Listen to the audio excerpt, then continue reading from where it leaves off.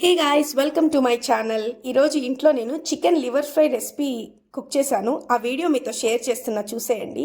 ముందుగా నీట్గా క్లీన్ చేసుకున్న 500 గ్రామ్స్ చికెన్ లివర్ పీసెస్లో కారపొడి, ధనియాల పౌడర్, గరం మసాలా, కొద్దిగా ఆయిల్, చిన్నగా చాప్ చేసుకున్న ఆనియన్స్, 2 మిర్చీలు, గుప్పడంత కరివేపాకు, కొద్దిగా సాల్ట్ వేసి మంచిగా మిక్స్ చేసి ఒక 20 మినిట్స్ దాన్ని మ్యారినేట్ అవ్వనివ్వండి.